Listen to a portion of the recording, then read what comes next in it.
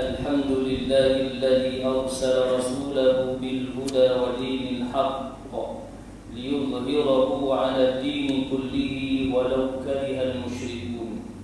أشهد أن لا إله إلا الله وحده لا شريك له، وأشهد أن سيدنا محمدا عبده ورسوله.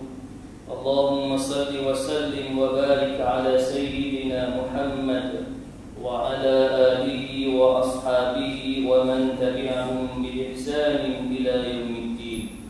أما بعد، فيا عباد الله، اتقوا الله حق تقاته ولا تموتن إلا وأنتم مسلمون.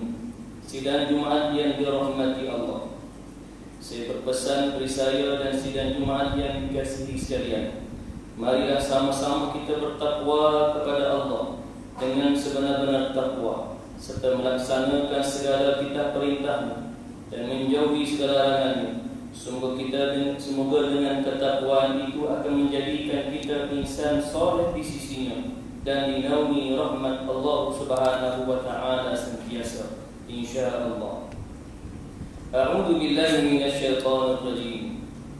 Wastaghfirillah, innallaha kana ghafurar rahima. Surah An-Nisa ayat yang ke-106. Maksudnya, dan hendaklah engkau memohon ampun kepada Allah, kerana sesungguhnya Allah adalah amat pengampun lagi amat mengasihi. Sidang Jumat yang dikasihi sekalian, sudah menjadi lumrah bahawa kita sebagai insan pasti ada melakukan kesilapan, kesalahan dan dosa dalam kehidupan. Sama ada kesalahan itu berbentuk dosa kecil ataupun dosa besar, sedikit ataupun banyak. Setiap dosa itu pasti akan membawa kepada terbukanya ruang azab dan siksa daripada Allah Subhanahu wa taala. Ruang itulah yang perlu ditutup dengan segera. Amal kebajikan hendaklah diperbanyakkan, dan yang paling utama adalah memohon taubat setiap masa kepada Allah, sebagaimana ayat Al-Quran yang telah dibacakan sebentar tadi. Nabi SAW sebagai kasih Allah, semulia-mulia manusia dan juga seorang yang maksum, pun turut bertaubat dan beristighfar kepada Allah tidak kurang daripada 70 kali dalam sehari. Ini kan pula manusia biasa yang serba lemah dan hina seperti kita. Abu Hurairah radhiyallahu anhu meriwayatkan bahawa Rasulullah sallallahu alaihi wasallam bersabda, "Wallahi inni la astaghfirullah wa atubu ilaihi fil yawm akthar min 70 marrah." Maksudnya, demi Allah, sesungguhnya aku beristighfar kepada Allah dan memohon ampun kepadanya setiap hari melebihi daripada 70 kali. Hadis riwayat Imam Bukhari. Muslimin yang berbahagia, kita mungkin sudah biasa mendengar sebuah hadis sahih yang diriwayatkan daripada Abu Sa'id bahawasanya Sa'ad bin Sinan Al-Khudri radhiyallahu anhu menceritakan tentang seorang lelaki daripada golongan umat sebelumnya telah membunuh 99 manusia yang berazam untuk bertaubat atas dosa-dosa pembunuhannya itu. Dalam pada itu, dia telah membunuh satu lagi nyawa sehingga mencukupkan jumlahnya 100 orang. Akibat jawapan bagi persoalannya yang diterima daripada orang yang dibunuhnya itu tidak memuaskan hatinya. Orang ke-100 yang dibunuhnya itu adalah seorang pendeta yang mengatakan bahawa Allah tidak akan menerima taubatnya disebabkan dosanya terlalu besar dengan membunuh 99 nyawa. Lalu dia bertanya kepada orang ramai tentang siapakah orang yang teralim ketika itu yang boleh memberi jawapan bahawa Allah masih menerima taubatnya. Lalu dia bertanya kepada orang alim itu. Orang alim itu pun menjawab, "Ya, taubatmu masih boleh diterima Allah. Tiada siapa pun yang dapat menghalangi antara Allah dengan taubatmu itu. Pergilah engkau ke sekian-sekian tanah tempat, sebab di sana ada beberapa kelompok manusia yang sama menyembah Allah. Maka sembahlah engkau kepada Allah itu bersama-sama mereka, dan janganlah engkau kembali ke tempatmu semula, sebab tempatmu adalah negeri yang buruk." Laki itu pun terus bermusafir sehingga sampai ke separuh perjalanan. tiba-tiba dia diterangi oleh ajal kematian. Setelah itu berlakulah perselisihan antara malaikat rahmat dan malaikat azab berkenaan nasib orang itu. Malaikat rahmat berkata, orang ini telah datang untuk bertaubat sambil menghadapkan hatinya kepada Allah Ta'ala.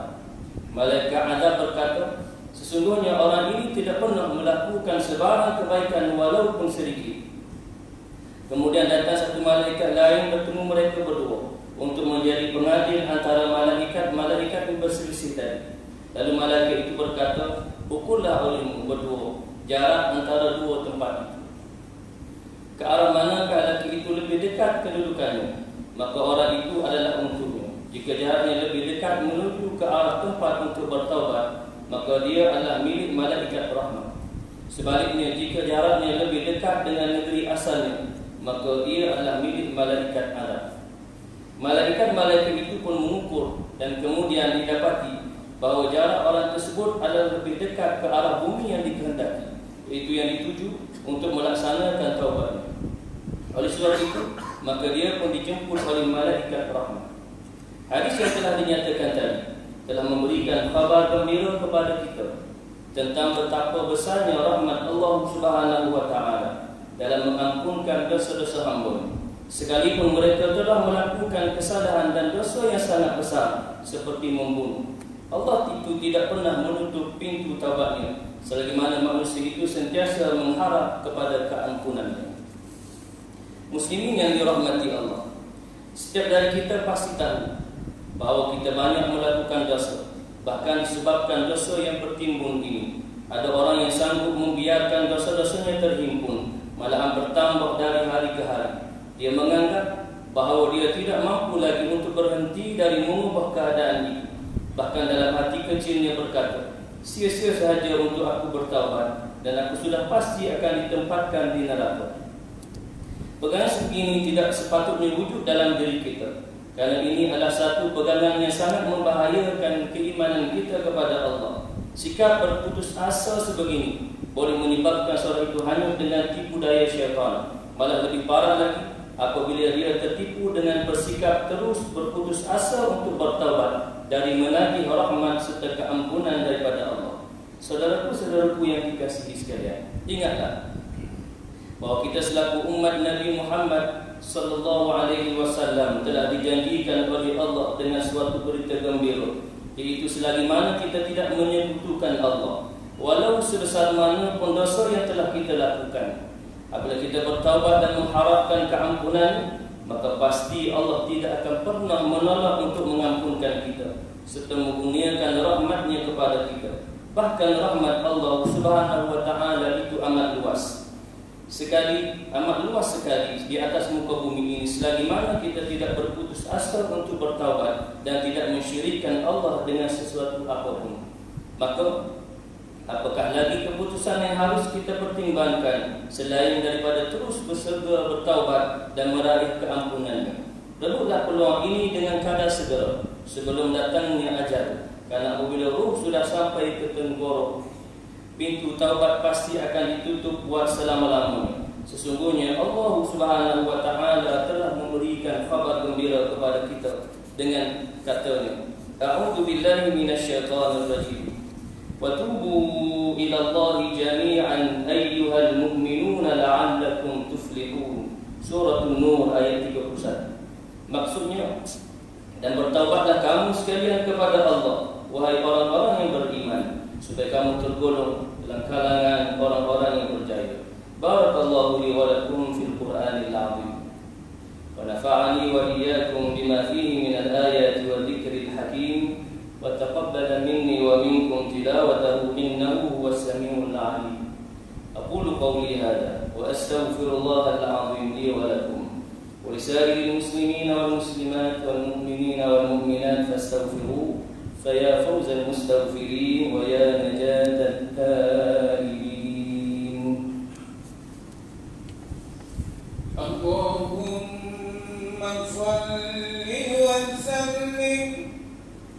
وسلم ورضي الله تبارك وتعالى عن كل الصحابة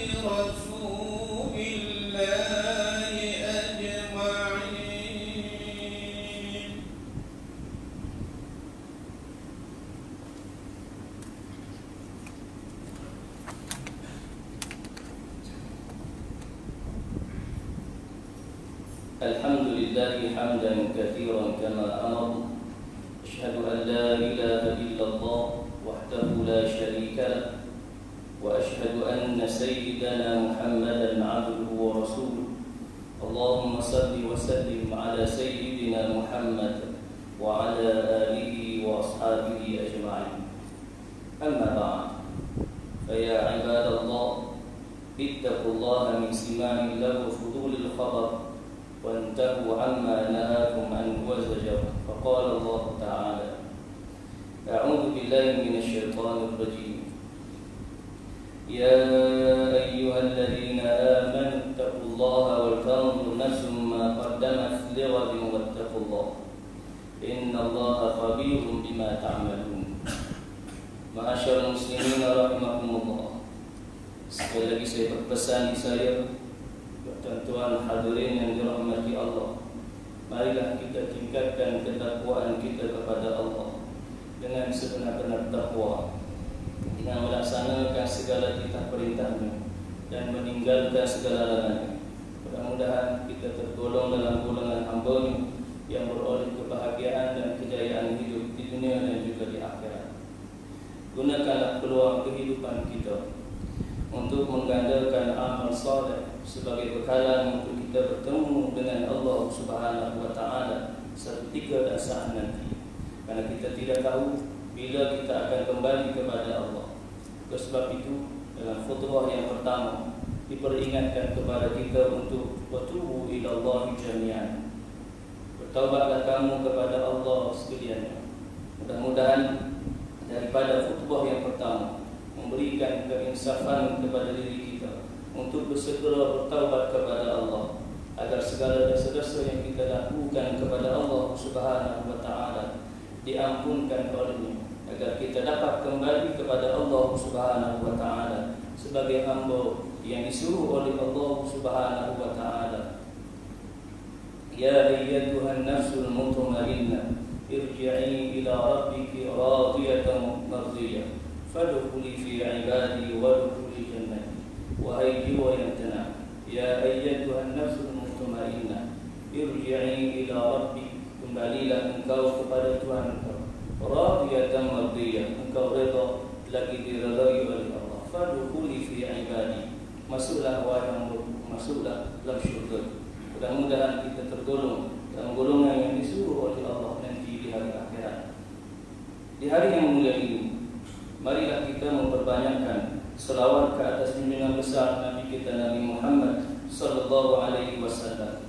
Karena Allah Subhanahu wa taala berfirman dalam surah Al-Ahzab ayat yang ke-56, A'udzu billahi minasyaitonir rajim. Inna Allaha wa malaikatahu yusholluna 'alan nabi ya ayyuhalladzina amanu shallu 'alaihi wa sallimu taslima. Allahumma salli wa sallim 'ala sayyidina Muhammad wa 'ala alihi wa ashabihi ajma'in.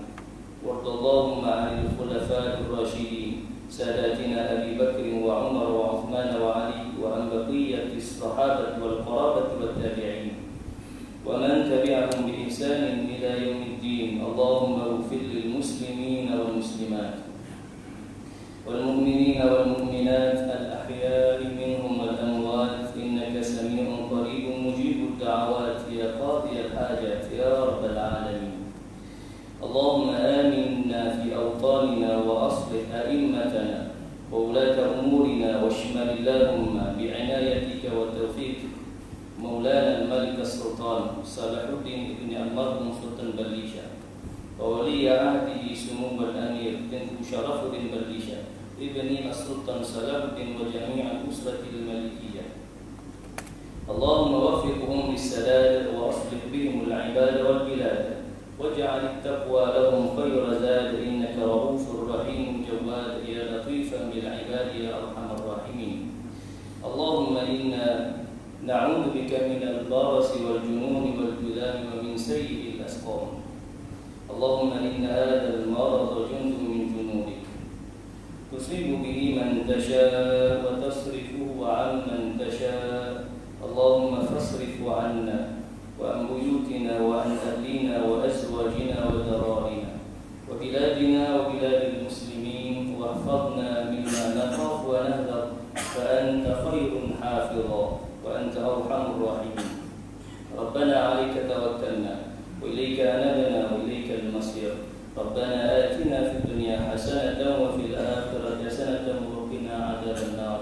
عباد الله، إن الله يأمر بالعدل والإحسان وإيتاء ذي القربى وينهى عن الفحشاء والمنكر والبغي يعظكم لعلكم تذكرون. فاذكروا الله العظيم يذكركم واشكروه على نعمه يزدكم واسألوه من فضله يعطكم ولذكر الله أكبر والله يعلم ما تصنعون. أقم الصلاة. الله أكبر الله